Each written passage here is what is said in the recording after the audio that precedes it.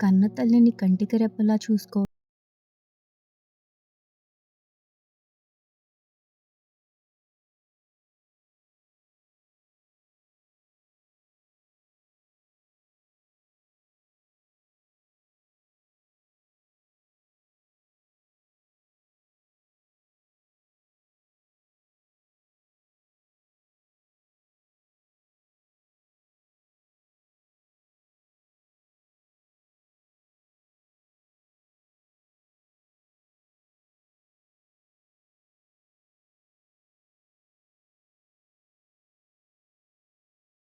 ఇక కథలోకి వెళ్దాం. ఒక చిన్న గ్రామం. అక్కడ శాంతమ్మ అనే వితంతు ఉండేది. భర్త చనిపోయే సమయానికి ఆమె కొడుకు రవి ఇంకా చిన్నవాడు. ఆ పిల్లాన్ని పెంచడానికి ఆ తల్లి పడని కష్టం లేదు. వానల్లో గడుస్తూ, ఎండల్లో ఎండుతూ రోజంతా కూలీ పనులు చేసేది. ఇంట్లో అన్నం తక్కువైతే నాకు ఆకలిగా లేదు నాన్న, నువ్వు తిను అని కొడుకుకి తినిపించి తను మంచినీళ్ళు తాగి పడుకునేది.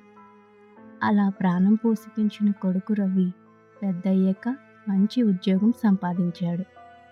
స్వప్న అనే అమ్మాయితో అతనికి పెళ్ళయింది. పెళ్ళైన కొన్ని రోజులకే స్వప్న తన అసలు స్వభావం చూపించింది. వయసు మీద పడిన శాంతమ్మ చేతులు వణికేవి, దగ్గు వచ్చేది. అది చూసి స్వప్న అసహించుకునేది. ఏమండి, మీ అమ్మ గదిలో నుంచి ముసలి వాసన వస్తుంది, నా ఫ్రెండ్స్ వస్తే నా పరువు పోతుంది అని అనేది. ఒకరోజు రాత్రి భోజనం చేస్తుండగా శాంతమ్మ చేతులు వణికి పళ్ళెం కింద పడింది. అంతే, స్వప్న కోపంతో లేచింది.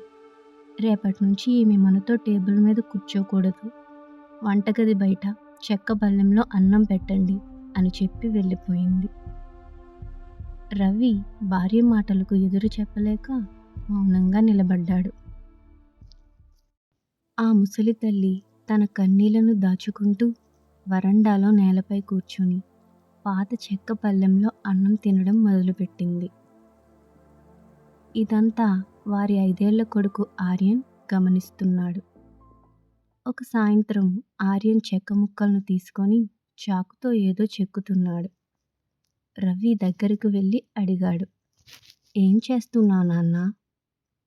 ఏమీ లేదు నాన్న, నువ్వు అమ్మ ముసలివాళ్ళు అయ్యాక మీకు కూడా నానమ్మలాగే బయట కూర్చోబెట్టి అన్నం పెట్టాలి కదా, అందుకే మీకోసం 2 చెక్క పళ్ళాలు తయారు చేస్తున్నాను అని అన్నాడు.